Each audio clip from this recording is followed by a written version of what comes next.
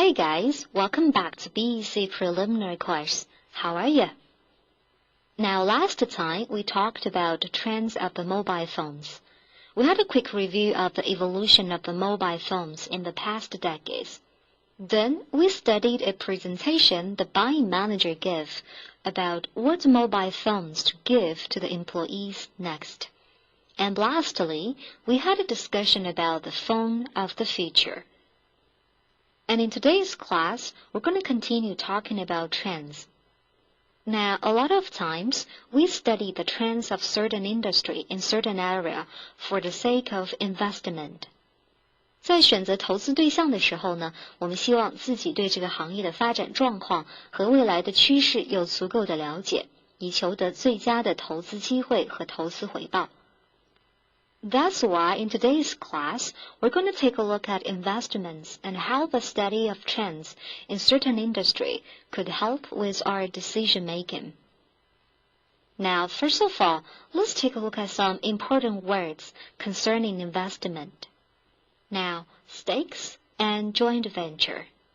So guys, are you familiar with these words? Great. So the first word, stakes.So we have the word stake. 好，在普通英语当中stake 是释义为木桩、棍子或者说赌注。但是呢，在商务英语当中呢，我们通常把 stake or stakes 理解成股权。Now the second word, joint venture, usually known as JV. So JV is short for joint venture and it means 合资企业。Now here, let's come back to stakes and let's talk about stakes. In business English, we often say someone has a stake or someone has an interest, a holding in a company. And it means that you are an investor. And the stake or interest or holding that you have in a company are the shares that you have in a company. Now, not every investor has the same share in the company, right? So when an investor has more than 50% of the shares of the company, it means that he has a majority stake or he has a majority interest or holding in a company. But when an investor owns less than 50% of the shares of the company, it means he has a minority stake or he has a minority interest holding in the company. Okay, that's all for the words and concepts concerning stakes. Now, just now, we also talked about JV, joint venture. So two companies may work together in a particular area by forming joint venture. And they may remain separate companies or form a new company in which they both have a stake. Okay, now let me ask you this question. Have you ever worked in a joint venture before? If yes, then how is it different from working in a non-joint venture?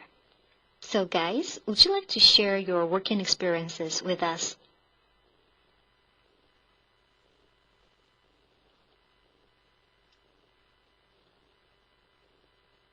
Great job!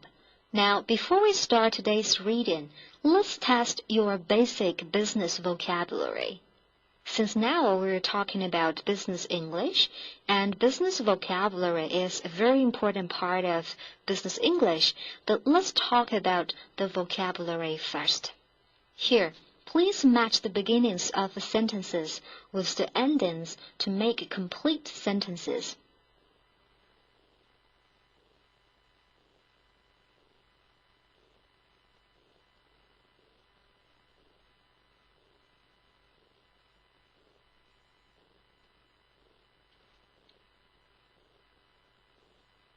Great job! Now here, let's check your answers. 好，大家做完之后会发现哈，这些句子呢是商务性质非常强的。那我们之前已经说到了，大家现在是在学商务英语，而商务英语一个很重要的特征呢，就是在词汇的使用上。那很多单词，比如说我们刚刚讲的 stake 这样的单词，在普通英语当中是表示木桩、棍子或者说堵住，但是呢，在商务英语当中，它却有另外一层特殊的含义。因此啊，大家平常在商务英语的学习过程当中是一定要多注重积累这样的商务词汇。Okay, now here we have 6 business words and phrases, and here let's take a look at them together. The first one, to enter the Chinese market, we need to form a joint venture with a local company. Okay, 那么这句话呢，它的关键词汇是 joint venture, 合资企业。它的这个词组呢是 form a joint venture with， 和什么创建一个合资企业。好，要进入中国市场，我们就需要和中国本土的公司建立合资企业。Now the second one, the favorable euro-dollar exchange rate means that our imports are cheaper.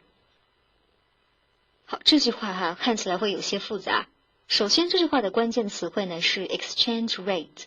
好，外汇汇率。那么我们知道外汇汇率呢，通常会影响一个国家的进口和出口。那么这里呢，它提到一个进口的情况 ，means that our imports， 我们的进口 our imports are cheaper， 好，有利于我们的进口。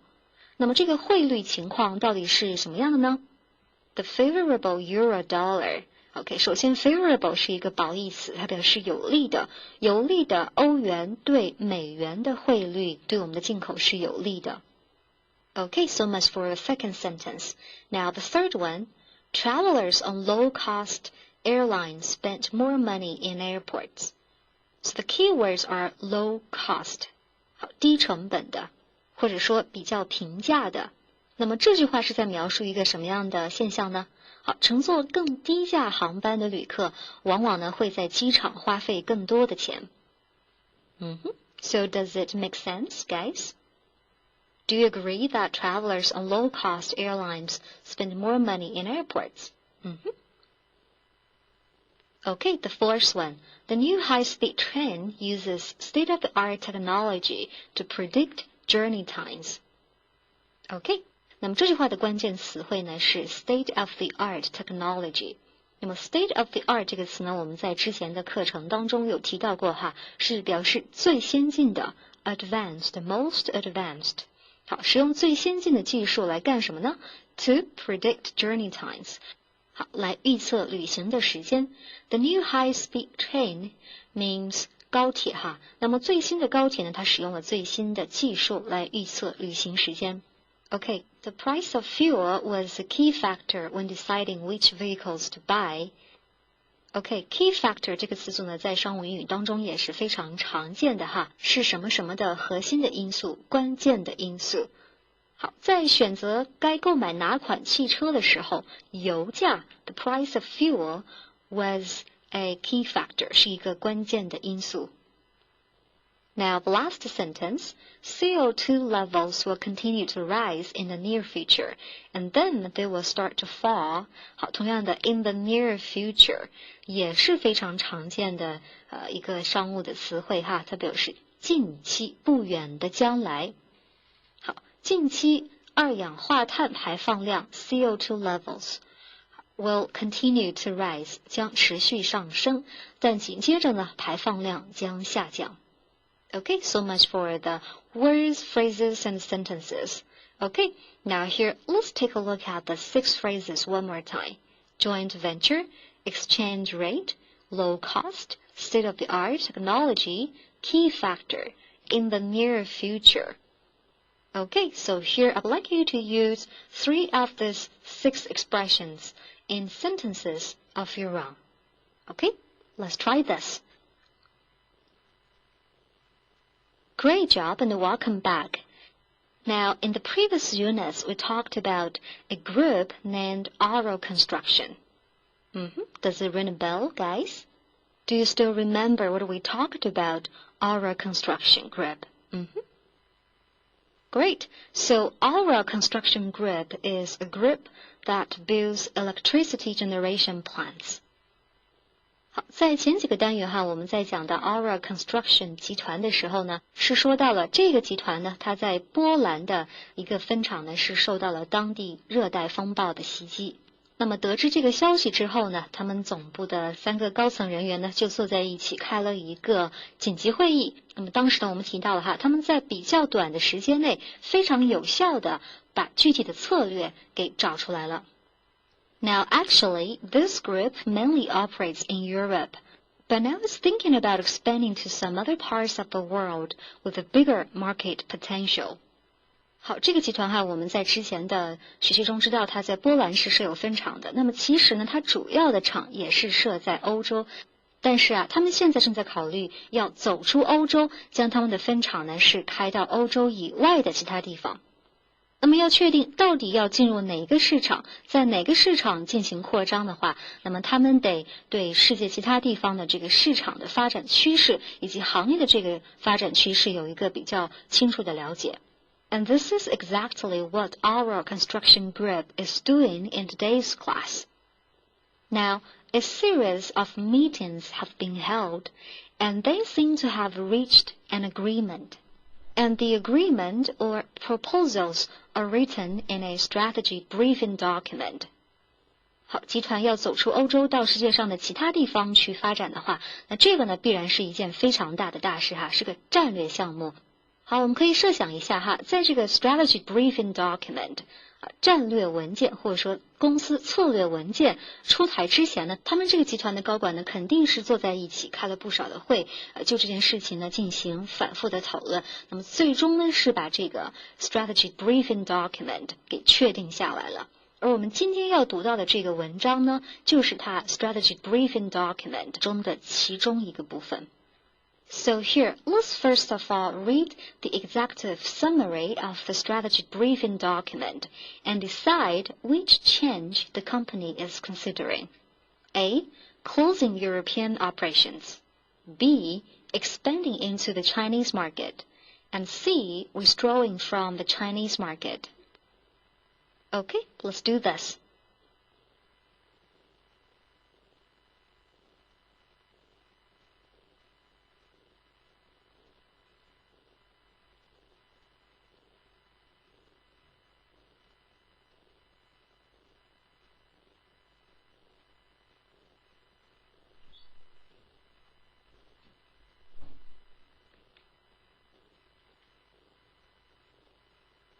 Very good job. Now here, let's check your answers. Great. So after reading the executive summary part of the strategy briefing document, we learned that the change that the company decided to make is expanding into the Chinese market. 好，之所以给大家这么一个任务呢，是想让大家了解一下这个执行纲要 executive summary 它的作用。好 ，executive summary 执行纲要是这种商业文件中的最重要的一个部分那这里的商业文件呢，就是特指这里的战略文件。那么会读这些文件的人呢，通常都是企业的高管决策者。而在阅读的时候呢 ，executive summary 是他们会看到的第一个部分。好，首先看的就是这个部分。说白了 ，executive summary 呢，其实就是商业文件的一个总结。它短小精悍，方便工作繁忙的高管在最短的时间内捕捉到商业文件里面的最核心的信息。Now, not every one of us would have to write an executive summary at work, right? But knowing how to write one wouldn't hurt. So here, let's get to know some executive summary basics. First of all, as we said, is a short summary of a business document.So it should be no longer than 10% of the original document. 那么很多时候我们这种商业文件或者说这里的战略文件呢，可能会有好几十页长。但是呢，我们工作繁忙的高管通常是没有那么多时间逐字逐句的把这10多页或甚至是几十页的这个文件呢全部读完。那么有没有什么方法可以让他们在最短的时间内了解到公司目前面临的问题以及一些建设性的意见呢当然是有的啦，那这个就是 executive summary 的意义所在了，这个执行纲要 but no more than 10% of the original document. Okay? Now the second one defined the problem.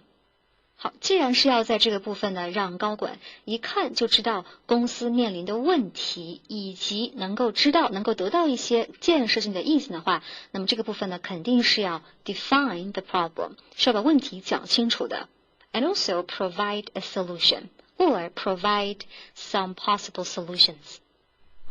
The first one, use graphics, bullet points, and headings if the document is easier to skim that way. 好像这种要求哈，使用图表啊，或者说使用一些 bullet points 一些项目符号啊，或者说使用一些小标记的方式，来使这个文件的结构变得更加的清晰，可读性强一些呢。这一点呢，不只是对 executive summary 的要求哈。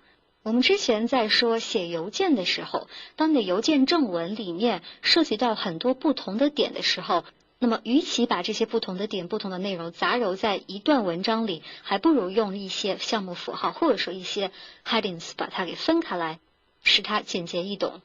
好，总而言之呢，像第4点这样的要求呢，是对所有的商业文件、所有的商务写作的要求。Now the last one, keep the writing fresh and jargon-free. 我们这里看这个词 jargon 这个词呢是表示行话，而 jargon-free 呢是说 free of jargon， 不要出现行话。为什么呢？那其实也很好理解哈。好，前面我们已经明确到了，这种执行纲要它所面向的读者呢，不是一般的人，是公司的高管。而我们知道哈，公司的高管呢，他并不是每天都跟这个业务本身打交道。所以跟专门的业务人员相比呢，像这样的行话、专业术语呢，他可能不太看得懂。所以啊，你要让你的高管在阅读完你的执行纲要之后就做出相应的决定的话，那么你就是要照顾到他们的感受。So keep the writing fresh and jargon free. 那么这一点呢，其实和第4点又有相似之处了哈。我们在其他形式的商务写作当中呢，也要考虑到我们的受众，根据我们的受众呢，来选择相应的措辞。Okay, so much for the executive summary basics. Now here, after reading the basics, let's take a look at this executive summary one more time. Now, let's read this part one more time and tell me, is this part following the basics? Great job. So first of all, this executive summary is short. It would only take you 1 or 1.5 minutes to finish reading this part. So it is short. It is a short summary of the whole strategy document. And second of all, it did define the problem. 我们看一下第一段文字当中的这些蓝色字体哈 ，increased dramatically， 急剧的上升哈。在中国呢，这个对电的需求有急剧的上升。At the same time,Demand here in Europe has stabilized. 但同时呢，在欧洲的这个用电需求呢，却呈现了比较平缓的趋势。And it's unlikely that it will increase greatly in the future. 而我们也预测呢，在将来哈，它也不太可能会有太大幅度的增长。好，在执行纲要的第一段呢，这个作者就把问题摆在了这些高管的面前。好，我们现在的市场呢，主要是在欧洲，但是呢，欧洲的市场正在不断的萎缩。但是呢，可喜的是，在中国，我们看到了巨大的市场潜力。那么这个呢，就是描述了一个现象，也摆出了问题。Now the third one, did it provide a solution? Yes. 好，在这个部分的最后一段哈，他提到一个 PEST analysis。好，我们可能暂时还不太清楚什么是 PEST analysis。那这个呢，我们待会儿会具体看到。好，他提到了这样一个 PEST analysis， 而这样一个专业分析的结果呢，其实就是 provided a solution. Now the first one, did it use any graphics, bullet points, or headings? Yes, definitely. So here we can see 3 bullet points. 好，这3个项目符号哈，就把这个问题分1、2、3点给摆明了。好，最后一点我们再检查一下整个执行纲要的行文是不是非常的清爽，是不是有一些行话呢？确实是没有哈。那么说明这个执行纲要呢写的还是比较的通俗易懂，我们能够看懂，那么公司的高管呢肯定也是可以看懂的。好，对照我们刚刚这个执行纲要的 basics， 我们可以发现哈，这个执行纲要写的还是相对成功的。Okay, now let's take a look at the language points in this part. Now, first of all, let's take a look at the first paragraph of this part. So as we said, in this part, it defines the big problem. 好，通过刚刚的分析呢，我们已经知道了，那作者呢，通过使用一些描述性的语言，表示趋势的描述性的语言，把这个问题给摆出来了。而这里呢，他在描述趋势的时候呢，用的都是动词短语，或者说直接用动词。那么动词短语我们之前说过是动词加副词，对不对？比如说 increase dramatically、stabilize。那么这个是动词本身哈，那么 increase greatly 也是动词加副词的这样一个动词词组。当然了，之前的课程当中呢，我们是提到过将动词词组转化成名词词组哈，大家看一下是否还有印象。Okay, great job. So when defining the big problem, we need to make sure that it is defined as clearly as possible.那么通过阅读这一段文字呢，我们知道他很清楚的把这个问题给摆出来了。那么他是怎么做到的呢？首先第一点，他是使用了一些描述性的语言，好，非常精准的描述性的语言哈。那第二点呢，其实他是使用了一个对比，对不对？他先描述，在这个地方的情况是怎么样的，而在另外一个地方的这个情况又是怎么样的。好，通过这样一个强烈的对比来摆明问题。Now here, let's move on to the second paragraph of this part.So here, as we said, the bullet points has been employed to define the problem. 好，项目符号的使用呢，能够使我们的整个文章看起来更加的清爽。And here, let's take a look at the second bullet point. Is this the right time to go ahead with expansion? So here, go ahead means to begin or continue an activity without waiting. For example, Mary said we should go ahead with the meeting on Monday.Now the third one, what are the market conditions in other geographical areas? 好，我们注意一下这个词的发音哈 ，geographical。好，它的重音呢是在第二个音节。那么 geographical 呢是表示地理的。好，那么在其他的地缘区域或是地理区域呢，这个市场的情况是怎么样的呢？ Now here, let's move on to the last paragraph. So in this part, a solution is delivered.好，在职场当中呢，我们在给上司汇报问题的时候，除了指出问题本身，除了 define the big problem 本身呢，更重要的一步呢是给你的上司提供一些他可以选择的 solution。因为很显然，如果你只是提出问题本身的话，那其实呢你是在给你的上司出一个问答题。而如果你不但提出了问题，而且呢还提出了一些可行性的方案的话，那么其实呢你是在让你的上司做选择题。那么大家回想一下自己的体验，在考试的时候是选择题更容易做呢，还是问答题更容易做呢？那么显然是选择题对于上司来说是更省心省事儿的。那么你让你的上司做更省心省事儿的事儿呢，那么这可以体现你的职场的 sense。而在我们这个执行纲要当中，这个作者呢也是这样做的。首先他在第一段是点明了这个 big problem， 然后在最后呢是 deliver your unique solution. And this is the makings of a great idea. Now here, let's take a look at the last sentence. In section A of this briefing document, a PEST analysis looks at the external factors which will affect our future strategy decisions.Here, external factors means 外在因素。那么跟它相对的呢是 internal factors 内在因素。Okay, so much for the executive summary part. 一起来做个小练习吧。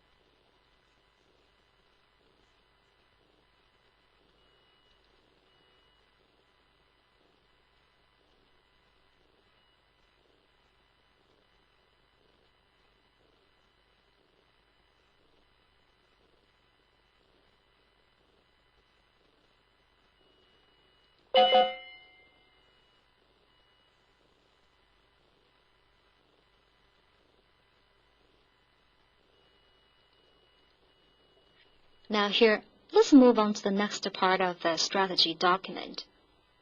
Here, let's read the rest of the document and match the headings with the paragraphs 1 to 4. And after that, tell me, what is a PEST analysis? Ready? Here we go.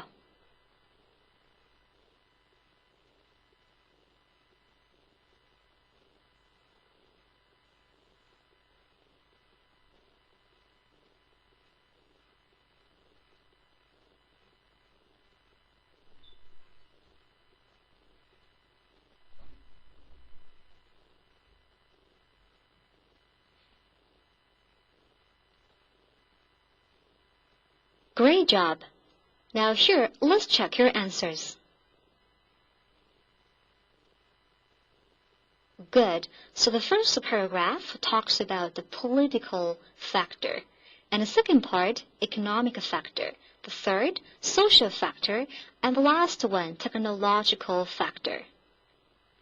好，通过做这个任务相信大家现在已经知道了什么叫做 PEST 分析。对了 ，PEST analysis 其实呢就是 political analysis、economic analysis、social analysis、technological analysis 的缩写。那么这种分析方法呢，跟我们所熟悉的 SWOT 分析一样呢，在商务领域当中是做的比较多的。Okay, that's all for this part. Now here, let's take a look at the language points in this part. Now, first of all, the political factor. Now, the Chinese government allows foreign companies to invest in China only if they form joint ventures with Chinese companies. This is unlikely to change in the near future. 好，那么这一点呢，在近期是不太可能改变的。Is unlikely to 不太可能。我们回想一下，我们在上节课当中讲到将来的变化的时候呢，我们提到了一些副词，比如说 probably、maybe and perhaps。好，上节课中我们讲的是，如果说是不太可能的话，那么我们是用 maybe or perhaps；如果说是比较有可能的话，那么我们会用 probably。而这个 unlikely 或者说 likely 呢，它这种不可能的程度或者说可能的程度都是最大的。On the other hand, China is promoting foreign trade, which is of mutual benefit. 首先 promote 这个词呢，我们在讲 advertising 这一章的时候，是说它表示促销，对不对？比如说一些促销活动 promotional activities。而这个 promote 呢，它更多的是指 urge the adoption of、work for， 促成、推进、鼓励。For example, to promote reform， 推进改革。And here, mutual benefit means 共同利益。我们在讲多国之间合作的时候呢，通常会说双赢战略 ，win-win situation、win-win strategy。那么这种双赢的呢，很多时候就要考虑到双方的共同利益 ，mutual benefit。Now here, the third paragraph, social factor. Lifestyles are changing very quickly in China. This is causing a dramatic rise in the demand for low-cost electricity. 好，这一所谓的社会因素呢，通常会包括一些社会的价值观呢，或者说文化以及生活方式、人口比例人口分布状况等等哈。那这里呢，它讲到的是一个生活方式 lifestyles。好，中国人的这个生活方式呢，正在发生翻天覆地的变化，而这种变化呢，就促使了对这种平价店需求的增长。好，我们再看一下这个单词 low cost means inexpensive, affordable， 平价、低价。Now here, the last paragraph. There are special low test rates for joint ventures that use advanced technology. 好，这句话在说什么呢？ Great. There are some financial advantages to use state-of-the-art technology. 好，我们国家呢是比较鼓励一些高新技术产业的引进哈。那么对这样一种高新技术的产业呢，我们是会提供一些特殊的低税政策。And here, the technology and equipment must be appropriate for China's needs. 当然了，这种最新的技术呢以及设备是需要符合中国的需求的。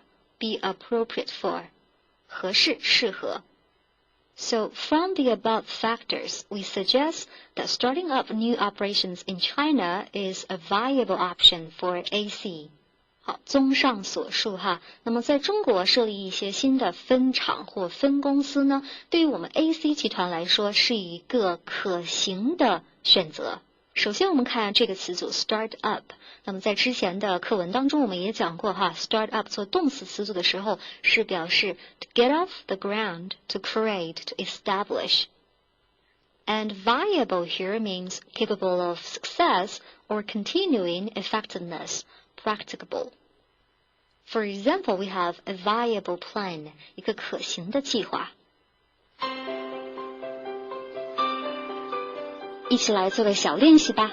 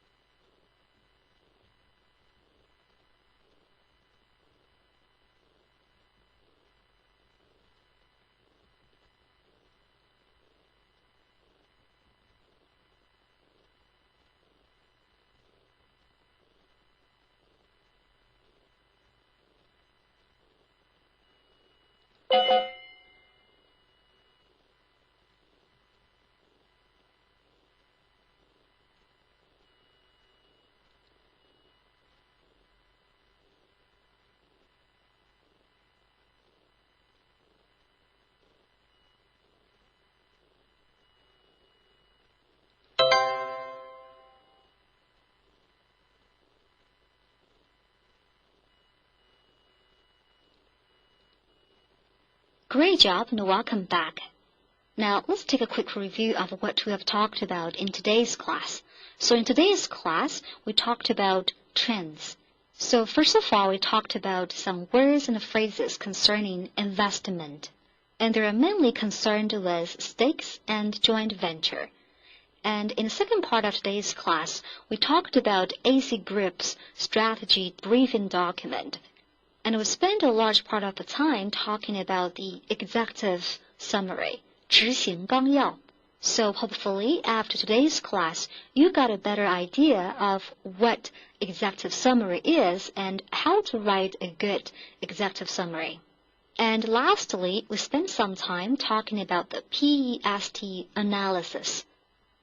So now you know what PEST analysis stands for and how to do a PEST analysis. Okay guys, that's all for today. Thank you for your time, and I'm looking forward to seeing you in the next unit. Bye!